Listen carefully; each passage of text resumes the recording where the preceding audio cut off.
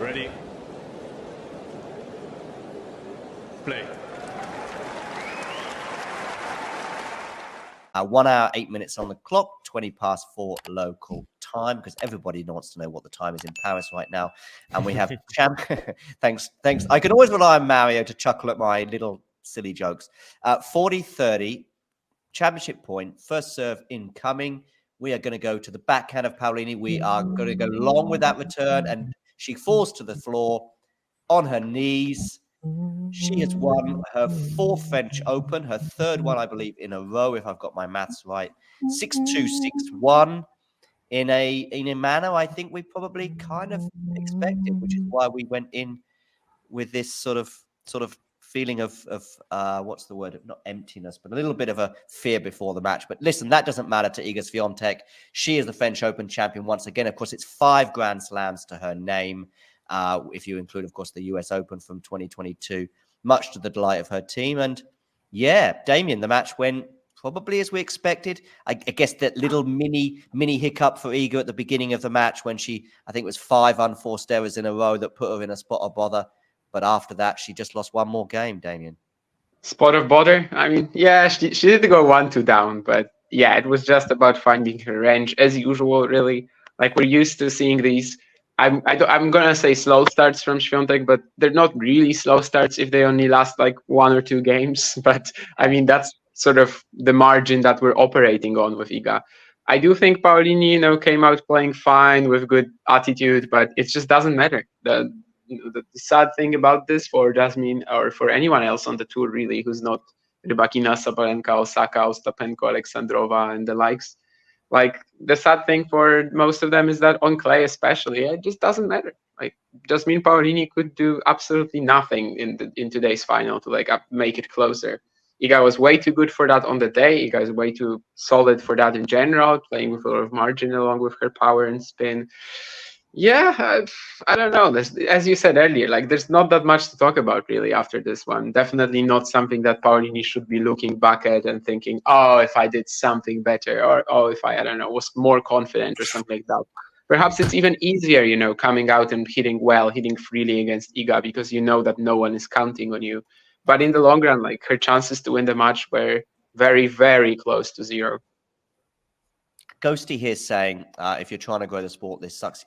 Yeah, but there's a million things wrong with tennis and the way it's approached to the people, but that's not Iga Swiatek's business, and it's certainly not her fault. Far from it. Vanch, any post-match thoughts before we do go bigger picture? No, honestly, on the match itself, I think we covered it. Iga won 11 of the last 12 games from a breakdown, but it kind of just felt like even though Paolini got that break, and I liked her attitudes in the first 5 games, after that it just felt like a bridge way too far for her, and Iga was just way too good for Paolini to ever settle after that. Mario, being a fellow Italian, let's just get a little word on Paolini and her run to the final. I mean, I saw Jasmine in September last year in Monastir. I was really pleased and really impressed with her there getting to the final. But that day, she played Elise Mertens in the final. And I think Elise won, something like 6 or 7 games in a row. Or I don't remember what the run was. Maybe it was more. It might have been 9 games in a row. I don't remember. And it was like, oh, okay. And her and Elise Mertens, it felt like Elise Mertens was here and Paolini was here. And that's just how it is. And unbelievable that 8 months later, I would never have believed that day that Jasmine Paolini was going to be in the French Open final. Yeah, absolutely. In the end, she just got a bit better and a bit better and a bit better. So it almost, feels huge, of course, feels a surprise that she's in the final, but maybe we've seen more shocking finalists in Grand Slams, considering all things considered how, this season is going. In the end, she's been actually very consistent this year. A couple of early losses, but no more. And so, I would say that once she beat Rybakina, for example, I thought very confident about her semifinal against Andreeva. even if she had lost against him in Madrid, but not because Andreeva is not going to be a stronger player, but just due for the circumstances, and also what we saw in Madrid. We saw two players who could have both beaten the other in that day. So yeah, I would say that it's a huge achievement. It's an achievement to to cheer for her, because it's something huge, especially at 28, with the career you're having, with your this kind of steady but constant progress. And now she has done it. She's reached the top, because she has won a WTA 1000. She has made a Grand Slam final, and you know what? There are only two Italian women in history that have done both. And it's the other is Pennetta, even if Pennetta won both finals, both in the 1000 and in the Slam. So you've reached an incredible result, which is also difficult to put into perspective just right now. And I'm sure that she will think about that, not tomorrow, because her tournament isn't over, but in the next few days, for sure. I'll just say that, like, this year we've mentioned a lot that, like, if Rybakina and Sabalenka are able to match Świątek in terms of their ceilings, in terms of their peak games, maybe they're not as consistent. So if they are in the other half of the draw and they lose somewhere, then it becomes like kind of anyone can reach the final. And that's not a dig at Paolini, because that already happened to her twice this year. Dubai, Roland Garros. So I mean, in a way, she's definitely been like the next best thing this season. And in Dubai, she managed to win the final. Of course, today she didn't. Yeah, indeed. All right, let's just go a little bit bigger picture here in terms of Iga and she's getting. I mean, she's legendary status in French Open clay territory already, which is just, for me, it's you win probably 2 French Opens, 3 French Opens, you're already in that conversation, because there's just not many people in history who've ever done that. I mean, does she need to win Wimbledon? Does she need to win more slams on hard courts, Vanch, for us to sort of... Legend is a subjective term, because many people, especially if they're an Iga fan, will already have her in that territory. But are we already talking about one of the legends of the sport, Vanch? Yeah, I think she's a legend of the sport already, and kind of in that all-time great territory. But the thing is, yeah, I mean, if she could win all the slams, that would cement her for sure. I mean, I think Wimbledon is definitely something she can achieve in her career for sure, even in the next 4 or 5 years. And Australian Open as well. I actually think that might be harder to win than Wimbledon. Okay. Yeah, that's kind of my feeling. But I do predict that at the end of her career, I made this prediction with Iga and Carlos, that I think they'll win they'll have the career slam. Yeah. And if only there was... We should get a podcast or something, Mario, and call it the Iga and... No, let's call it the Alcaraz and Świątek show, I think. Świątek has to be first, women first. Maybe, but then if we go Alcaraz and Świątek, and I'll tell you why, it's ass. So, there's something to play with there in terms of the play on words. And if you're tuning in and wondering why I've gone in this strange direction, it's because Damien and Vanch have a podcast called the Iga and Carlos Show. So make sure you check that out. Of course, there'll be plenty. Oh, wow, you guys. I think we spoke about this before, where did you have them both win a title 1 week recently? Or Indian Wells, right? Yeah, Indian Wells. Yeah. But that's the only time in the 50 or 60 week history of the show, I believe. Am I right? And yet, in 24 hours or so, we might have the biggest blockbuster, the 4-hour episode of Iga and Carlos show incoming. So keep an eye out to that, and make sure you download and tune into their podcast. But having spoken to Damien in Estoril about how many the numbers you're getting for your show, I don't think we need to promote it, because I think you're tripling the numbers I'm getting on the podcast download. So don't download. No, you can download their show, of course. There are a lot of Iga Świątek fans in the world. But yeah, I mean, basically since the beginning of the clay season, I think both me and Vanch were like, I mean, Roland Garros double. I mean, I feel it, Do you feel it? Yes. And like that was pretty much half our conversations. So yeah, 50% of the way. Obviously, this seems to be the easier 50% of the way. But then again, I mean, Iga had to save a match point along the way, and that's maybe something as well that bigger picture is a topic here. Just the fact that obviously this now becomes like a proper legendary what if moment. If Osaka beats Świątek there, who knows what sort of what would just unveil on the courts in Paris. No one has a clue. No one will ever know. Osaka, of course, knows these moments herself, having beaten Muguruza in Australia, right, and then won the title. Yeah. So saving match points. So yeah, I mean, this is definitely a match that will be memorable, that will be remembered, if not only for its quality, but also for the match points. And yeah, when it comes to Iga winning other slams, I think this only puts more pressure on her at Roland Garros, right? I mean, yesterday with Nick on the post Zverev Ruud analysis, I think I was actually mentioning that Alcaraz, like for someone like him, you need to win a slam every year to make it a success. Like it doesn't matter how well you do in like ATP thousands, WTA thousands, WTA finals, ATP finals. If you don't win a slam and you're considered a player like Alcaraz or Świątek, it's a failure. It's just a bad year for you. And Iga, of course, because she's not been doing well at the other slams, I mean, she hasn't threatened to win any other slam that Roland Garros other than that one US Open, not one edition.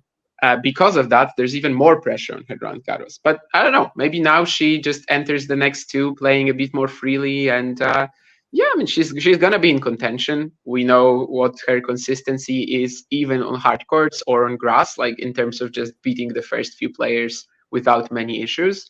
And I don't know, maybe she gets into the quarters, the semis, and actually this time manages to convert. Who knows?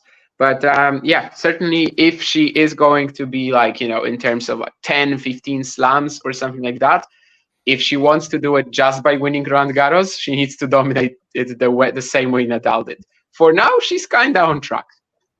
She is kind of on track, yeah. She's on track, yeah. Yeah, I mean, what do you think about this sort of legendary status that I'm kind of already putting upon her, Mario? For me, she's a legend, first of all, because how many players are able to win 5 slam? 5, it starts becoming a huge number. And so, I mean, then I am always, you all know how I am, like, I always try to stay kind of feet on the ground with the no, it's the opposite, sorry.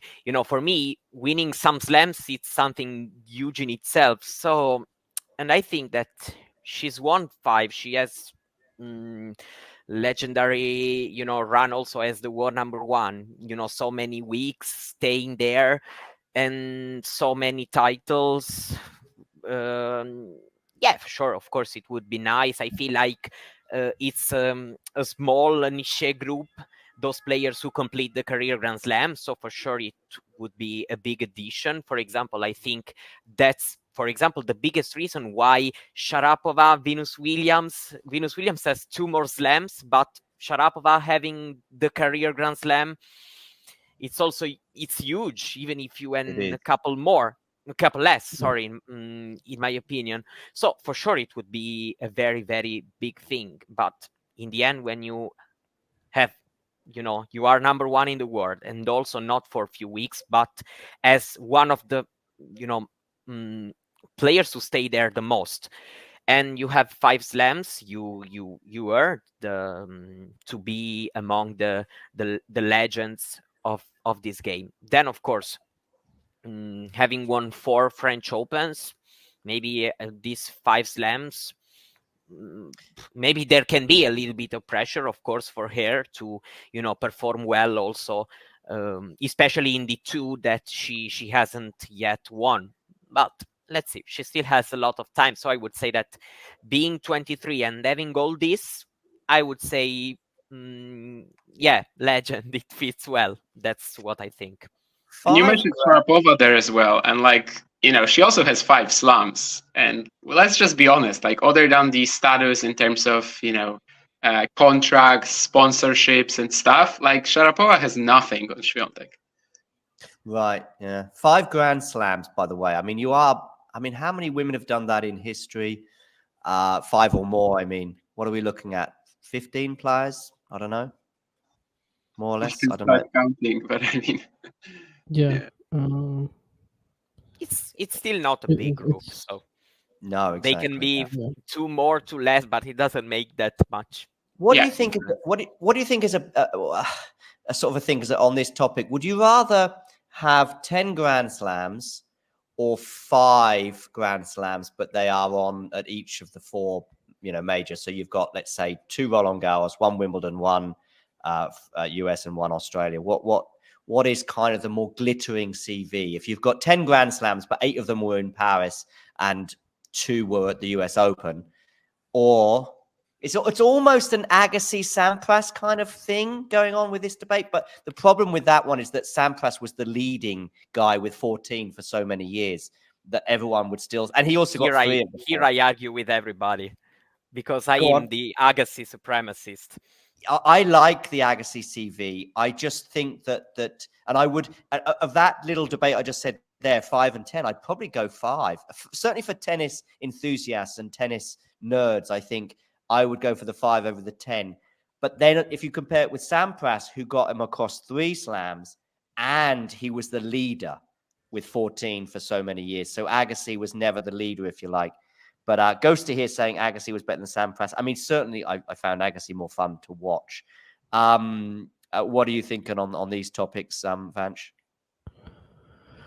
Yeah, I mean, Agassi, Sampras. The thing is, if the slam gap is so big, then obviously then Sampras still probably outweighs it and stuff. And then you look at their rivalry, and then the major finals that Sampras won like 4 of their 5 major finals and most of their big matches. But going back to Iga, yeah, no, it's absolutely it's absolutely legendary. And but I do think like at some point she's gonna win all 4. I don't know when, I don't know where, but I mean I don't know when, like in the time frame, but I would say when her career is over, that's kind of my feeling that she's gonna get all 4. Like I definitely see her winning Wimbledon and Australian Open at least once. I mean, Wimbledon is next. I've got Hubie Hurkacz as well, congratulating Iga. I mean, Wimbledon is next. What are we thinking in terms of that? Where does she rank right now in terms of the favourites for Wimbledon? Is she 3rd favourite, 4th favourite, 2nd favourite? What are your thoughts, Damien? Look, go on, Mario. Mario's got something to say. Go on, Mario. First? Yeah. Wow. For me, she's Mario, I thought this meant I thought this meant I want to speak about this, and then, but actually, she's more vulnerable. At least maybe I can say that it's equal between her and and for example Sabalenka Rybakina if it. But for me, I can't say that she's player is below anybody on. I just can't. Even if I don't know, she can play so well when she plays well, and she has what it takes, in my opinion. So yeah, she is a bit more vulnerable, but for me, it's difficult for me to say that she's 3rd or 4th favorite. That's my take. And I don't know, man. I mean, we might as well run into a similar situation like last year with Wimbledon when we were entering it and Iga was like the betting favorite. Iga was the favorite in terms of percentages because she just had the best draw. She was simply more, let's say, it was more likely that she gets to the quarters. Eventually, of course, it was actually very tough for her against Bencic in the 4th round. But like it was more likely she goes deep than Rybakina or Sabalenka because they were just placed in different parts of the draw. But yeah, I can't honestly say that she's above Rybakina or Sabalenka in the power rankings for now. Like no, just no. I haven't seen enough to think that she will beat them, either of them on grass, or at least be the favorite over either of them in an individual match. So without seeing the draw, I think 1 is a little much. Like there's not that many players you can honestly put above her anyway, because you're probably not going Collins. You might try Keys if someone is very like ballsy on her. Goff, I don't know, on grass. What would happen if they play on grass, which I guess for both of them is like, well, kind of the weakest. I have no idea. So I guess you could only really go Rybakina and Sabalenka above her, but yeah, for now I can't really say she's number 1. I don't know. My take is that there is a 1-1-1 probably situation right now. I'm not seeing her above if them. If plays Rybakina on grass tomorrow, who's the favorite? Iga against who? Iga against Rybakina or Sabalenka? I posed this question with Rybakina in mind. You can also go Sabalenka if you want. Okay. I mean, if it's just a random one-off match and we've never seen anything over the grass court season, and they're just for some reason playing a match on Tuesday, and it's the most important match of their life, yeah, I guess I'm gonna lean Rybakina. Yeah, I guess. But yeah, that's what I think. Yeah, that's what I think. But it's, I think it's very small, the margin. Yeah, I don't mind. I don't mind if I'm not objecting to you suggesting that Świątek would be fake. Of course, that will change every day over the next 3 weeks as we see Berlin and Bad Homburg and all this. I mean, Berlin, I think, is stacked in a almost Stuttgart-esque. Am I right with that in thinking there's going to be quite a few? Świątek is playing, for example, and Rybakina and Sabalenka, I think, are all playing Berlin this year. So, yeah. There are all the top 10 players. All 10? Because it was 9 out of 10, but Paolini has entered the top 10 with this run at the French There you Open. go. So actually, all the top 10 players are... Good job, Jasmine. Good job. Good. Yeah, Berlin is going to be awesome then. Hopefully they all... Who did she throw out of the top 10, by the way? Collins. Yeah, Collins is now 11. Collins got to number 11. And Collins will get back up there soon anyway, I guess. Is Collins playing Berlin? No, she's not playing Berlin. I mean, the WTA schedules are... No. Well, but no, she's not. She's only playing Eastbourne and then Wimbledon. Yeah, that's still good enough, I think. But anyway, yeah, it's a tricky one. But yeah, that'll influence our opinions. Not that I think Berlin winners have tended to do that well at Wimbledon, or am I getting that wrong? Maybe that's recency bias. Just looking at the last kind of recent event anyway. So yeah, true. Yeah, not much history of that. But I'm also thinking about the Halle Wimbledon curse that Bublik kind of broke last year by winning Halle, and then I'm probably I've got a press pass for Halle this year, but I might also have Berlin. I've spoken to Mario about this already, but we'll maybe talk about this more, but a bit off. Yeah, but anyway, that's a separate issue. We'll talk about that some other time. But yeah, that's going to be stacked, and that's going to give us a few clues. Vansh, just quickly with you on this Iga Wimbledon sort of conversation, and you and I are both of the belief that she will win it one day, but we don't quite believe that day to be this year, do we?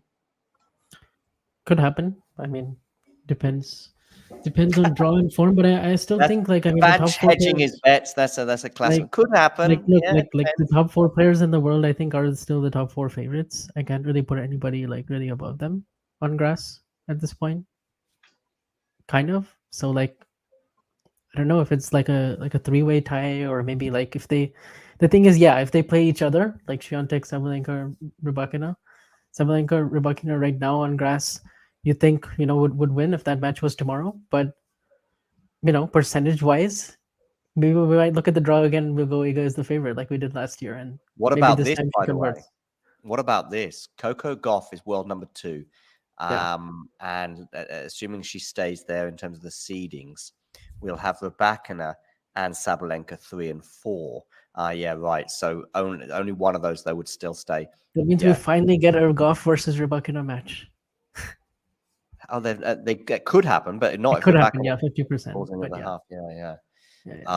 But Coco could look at a very nice draw to the final potentially. But as I think I'm with Damien on Coco and Grass. Yeah, it will depend on Berlin actually. Because if Sabalenka wins Berlin, she will play Wimbledon as the number 2 seed. As the number 2. Okay, yeah. She has to win Berlin. Okay, gotcha. So it depends. Berlin will, if both plays or even if not, will decide who's going to be the second seed. By the way, being number 3 and 4 for Rybakina and Sabalenka might be better for them rather than being 2 and 4. If we subscribe to the idea that Iga is slightly behind them both on grass, because I agree. If they're 2 and 4, then they could be in the same half. Whereas if they are 3 and 4, obviously they can't be. So there are lots of things to play out there, but obviously you want to win tournaments. And Boris Becker now is chatting in English on Eurosport. He's with Mats Wilander and and that's where I closed. Yeah. Anyway, all right. Becker. I like the guy. But yeah. Okay. I think John McEnroe was especially disgusting today on the broadcast. Oh, was he? Why? What was First of he? all, of course, he had no idea what Jasmine Paolini plays, but also he started like criticizing Iga like pretty casually about not wearing more makeup for the final, even though she Oh, has. Really? Are you Yeah. serious? No, not again. McEnroe said that? I can't. Wait, McEnroe or who? McEnroe. Oh, okay, yeah. I'm not really surprised. Wait, is this Eurosport commentary? Like, what? I don't know. I just saw a lot of tweets about it on my timeline. Ah, okay. Okay, maybe I need to listen to the clip to because obviously tweets on timelines can Yeah. be a little deceptive. But okay, I'll try and find that somewhere somehow. All right, let's find out one more question. You know, Iga-esque. I guess we should focus on that. I mean, a lot will be a lot of my thoughts in years to come will be about that match with Naomi Osaka. And I like the way Damien sort of mentioned the what if things, because we have got a few of those in tennis that we sort of look back on. I'm thinking about Rafa with the break points against Novak in a semi-final at Wimbledon in 2018, and there was I think a passing shot. And of course, if you're a Roger fan, I think we all know what ifs moment. Sorry, Vanish. Sorry, Damien, to mention the what if Even moment. that good though, because that's not a what if. Like that's a what if when we know exactly what would have happened, because you have match points in the final. Yeah, it's not a what if. Yeah, you're right. Yeah, okay, but yeah, okay, fair enough. You know where I'm I mean, getting at, but yeah, fair. I know what but you mean. it is a what if, I guess, but it's just a very different one where you actually know what happens if the other outcome is right. Here, it's even better because it's the second round, Yeah, and you have no idea what happens in the 5 after that. Maybe Coco loses early to someone because she feels more pressure now that the guy is out. Maybe Rybakina or Sabalenka don't lose their quarterfinals. Maybe Osaka wins the thing, and we're just never. It's kind of like that Tommy Haas Federer match in 2009, right? Yeah. In the what was it? He didn't Fourth get round. match points though. I don't think, did he? He was a break. Was he a break up or break points? Yeah, he was a break point up at 4-3 in the third. When he said Tommy Haas Federer, I just thought of Stuttgart 2017 instantly, and I was like, what? What is there? Yeah, But he had a break point in the third, and Federer finds the line with the +1 forehand. Yeah, and that would be a good example because by then Rafa is out of the tournament, Roger is out of the tournament, Exactly. so But then that was up for grabs. Yeah. maybe Delpo just 2 slams earlier, maybe Soderling, maybe Gonzalez, maybe Haas. Yeah. I have seen Tommy Haas play Roger Federer in Australia in 2006. 5 sets, Federer win. Yeah, I was there for that one. But anyway, Iga Naomi. I remember one or two people sort of saying afterwards, well, maybe this shows that Iga's going to be more vulnerable this year. I did not subscribe to that opinion at all, and I think I've been vindicated in the fact the way she's gone on to not drop a set since. I was like, it's not going to be like Australia when I think she was sort of looking vulnerable in the first couple of rounds there, and it got kind of progressively worse, if that makes sense, in terms of her obviously going out pretty early. Whereas I she didn't have to face Rybakina Sabalenka later, right? But I think if we got that final, we would probably be looking at that Osaka match as something that could maybe suggest that, she's beatable. She's beatable. But with the opponents that she got after that. In answer to a question a bit left field, but I'm going to answer it anyway, Ghosty. No, Nakashima is set down in the first set to Reedy. So that will be for a place in the final in Surbiton, and we'll get hopefully some interviews posted up on our channel pretty soon from Surbiton. I put on the commentary for a second from that match. This is the first time, by the way, this is the first time I think I've seen this since I've seen Coach Świątek's coach interviewed in English. Yeah, I guess. I don't think I've heard on mainstream TV anyway. But I mean, he coached Danilovic. He coached a few foreign players. So. By the way, look at Karecha there. I mean, he's smiling and staring into his eyes. It's a little bit overawed by it there, Karecha, I think, for some reason. But look, there's a little arm around the shoulder and stuff. Yeah, he's if I had Viktorovski in my team, I would have won that one of these 2 slam finals. There was a tweet that I almost responded to with Vance recently, didn't I? And you said, "Don't do it, Damien. Don't do it." And that was related to Karecha maybe winning a slam that he never did. Do you remember that a couple of weeks ago or last week? There was a tweet. And you said, "Don't do it." I was actually sharing the screen at the time as I was writing it, I think. And maybe it was like someone who's won one Grand Slam, and I can't remember that. It was a Vance tweet anyway. It was something with Korecha. Yeah. You were about to say that he won a slam or something like that. And yeah, I was like, exactly. No. Yeah. I remember that, yeah. All right, listen, I think we've done both the match and post Iga thoughts and all the rest of it. Make sure, of course, you tune in tomorrow when we will have the men's final between Alexander Zverev and Carlos I just Alcaraz. wanted to say that I'm really interested to see what's going to happen at the Olympics, because she will be the huge favorite, and I still think she will do it, but it's still, in my opinion, there will be more pressure than even more pressure if I don't know, it's an event that plays out every 4 years, and if you really care about it, I don't know, can be interesting to see how I still think she is not going to suffer a lot under this pressure, but it just things that popped up right now in my mind, and I'm gonna be interested to see if there's going to be any difference between the French Open campaigns that she had and the Olympics, or if it's going to be just the same way. A very different event. It only lasts a week, and yeah, I mean, there's going to be pressure which she's going to put on herself. Her last loss at the Olympics, she was crying. She clearly sort of like will also be thinking about representing the country and stuff. There will be a lot of pressure.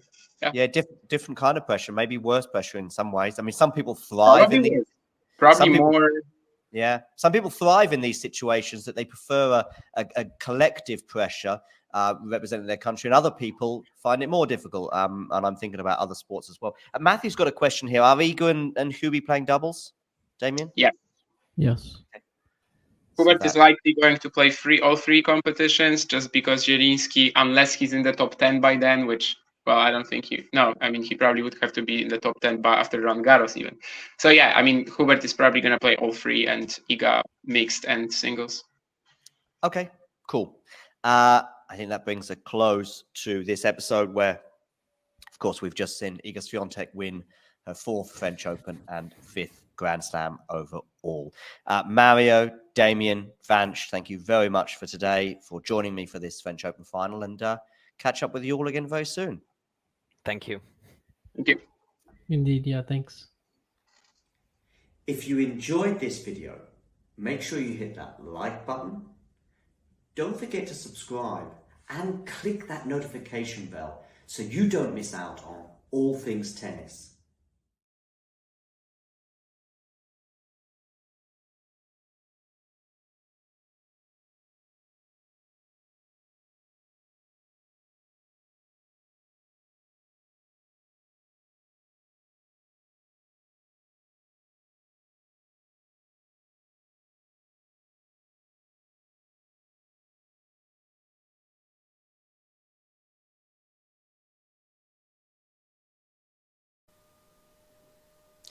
If you enjoyed this video, make sure you hit that like button. Don't forget to subscribe and click that notification bell so you don't miss out on all things tennis.